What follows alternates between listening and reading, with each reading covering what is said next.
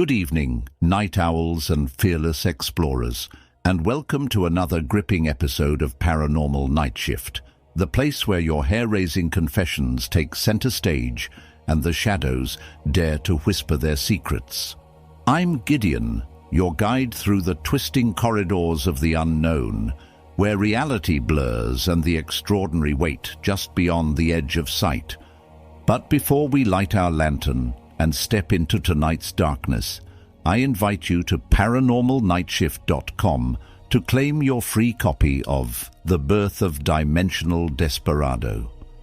This is the first ebook in our Dimensional Desperado series, and it plunges you headlong into the time-traveling, supernatural escapades of Buck Shadow Sheriff Freeman.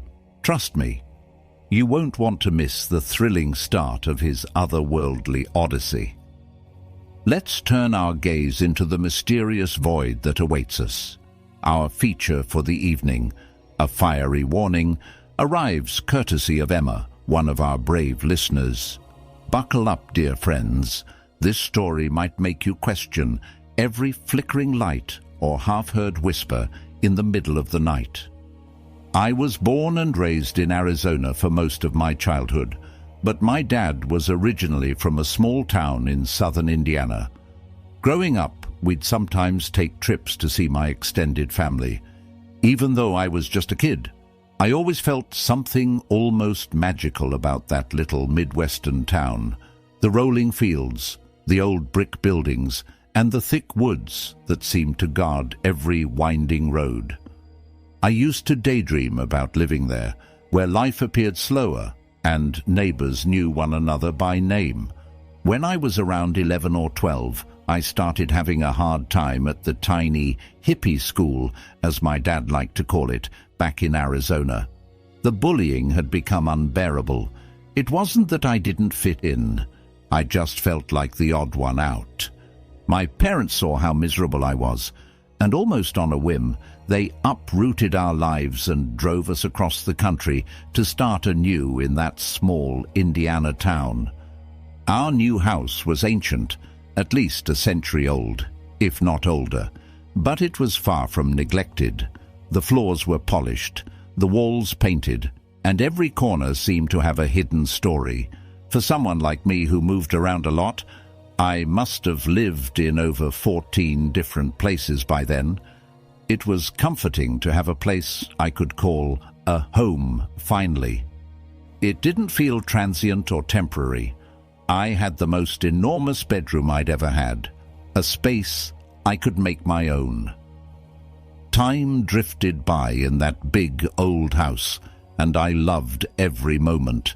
My sister moved in, bringing her baby, and my uncle occupied the attached apartment.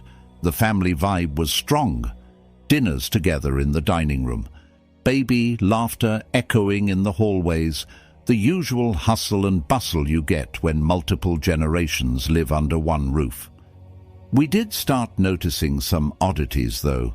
My sister's bedroom sat right next to a narrow flight of stairs that led up to my uncle's apartment.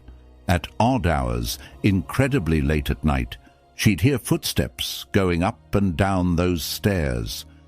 She assumed it was our uncle, but on more than one occasion he'd mention hearing the same thing and assume it was her. They'd compare notes the next morning and realize neither had been on those stairs then. No one else fessed up to it, so we just shrugged it off as old house noises. After all, century-old places are notorious for creaks, groans, and settling floors. One night I was about 13, cozying up in my bed.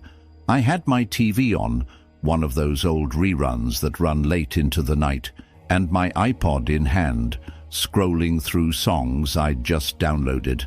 My 4 chihuahuas were with me, spread across the blanket, little lumps of warmth that I adored. They usually dozed off while I watched TV, only popping their heads up if they heard a strange noise in the hallway. Out of nowhere, all 4 went from 0 to 100 that evening, barking like they'd just seen something horrendous. Their barks weren't the usual small dog yips. They were frantic, guttural and panicked. The noise that sets your teeth on edge. I froze, my heart pounding. Typically, I'd expect them to bark if someone opened my door, but I was alone in the room with the door closed.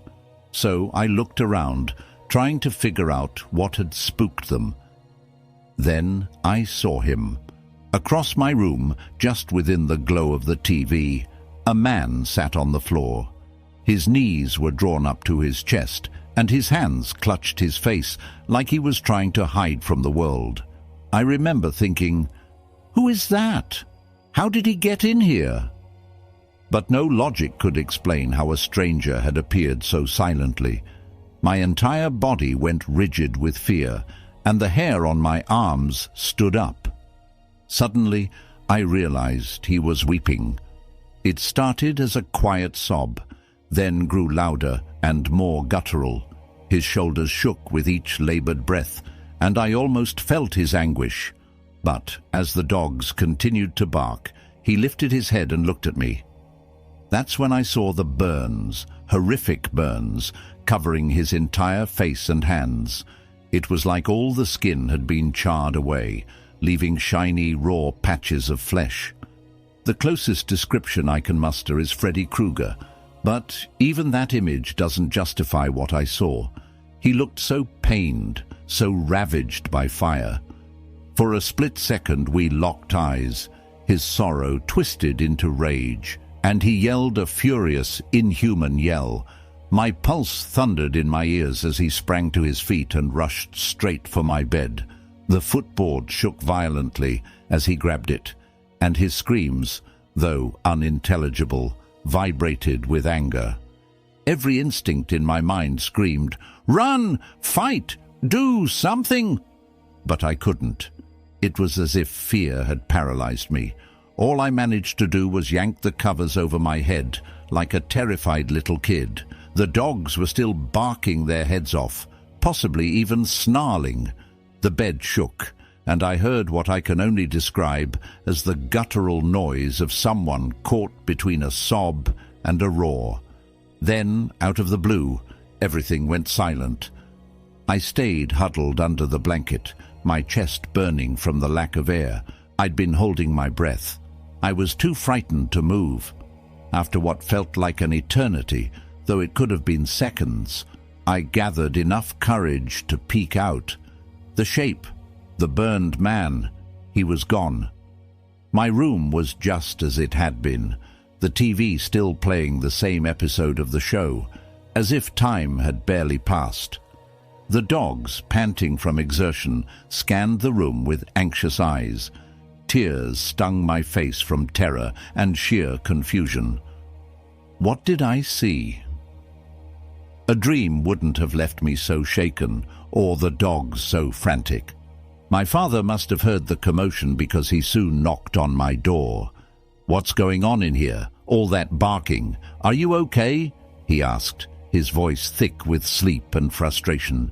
I tried to explain, stumbling over my words, describing the burned man who'd been sobbing and then screaming at me. Dad, ever the skeptic, gave me a concerned look, but ultimately chalked it up to an overactive imagination. "Maybe you dozed off," he said. "Go back to bed, all right." I wanted to argue, but the words died on my lips. I was exhausted, trembling, and doubted I'd convince him anyway, so I let it go, trying to convince myself it was some vivid nightmare. But deep down, I knew it was real. Time slipped by, and I attempted to bury that night in the back of my mind. No one believed me. I wasn't sure what I believed myself, but I couldn't shake the image of that burned face. I'd relive that moment whenever I was alone, see his desperate eyes glancing up at me like a tortured soul trapped in permanent agony. Then, 4 to 6 months later, at around 3 in the morning, our house caught fire. They said it started in the basement, faulty wiring, and spread through the walls before anyone noticed. When the flames emerged where we could see them, it was too late to save much. My family scrambled outside, coughing, eyes watering. We were lucky to escape, but the house was a total loss. The firefighters arrived, but the blaze was so intense, it took them hours to get it under control. My heart broke not only for the loss of our home, this house I'd loved so dearly, but also because one of my chihuahuas didn't make it. The memory of that detail still brings tears to my eyes. The rest of us stood there on the sidewalk, watching everything we owned burn, powerless to stop it. In the aftermath, I couldn't help but recall that burned man.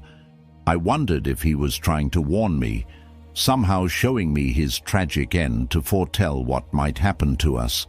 Or was his rage a manifestation of the fire that would eventually consume our house? I'll never really know, but the thought haunts me. Maybe he wasn't malevolent or desperate to be heard. Even now, years later, the memory remains raw.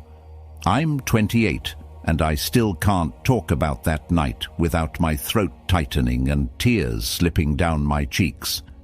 People I've told have reacted with skepticism or pity, but I stand by what I saw. It felt too actual, too jarring to be a mere dream. Sometimes, late at night, I'll catch myself replaying the events in my mind, the Chihuahua's frantic barks, the sight of that man on my bedroom floor, the transformation of his sorrow into sheer anger. In time, I've come to believe that certain places, ancient houses with rich histories, might hold on to echoes of past tragedies. Perhaps someone did die horribly in a fire on that property long ago. Maybe that spirit, burned beyond recognition, lingered, still suffering, or maybe he appeared to give me a cryptic warning. I wish I had answers, but all I have is the lingering question. If I'd acted on that vision, would the outcome have been different? Regardless, the image of that man's destroyed face has never left me. He appears in the corners of my mind whenever I think about that final night in our Indiana home, and I suspect he always will.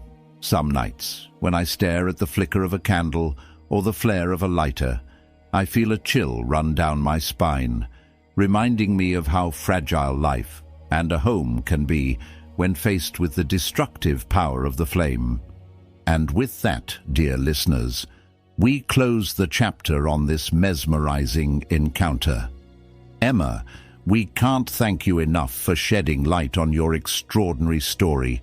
Moments like these remind us just how thin the veil between our world and the unknown truly is.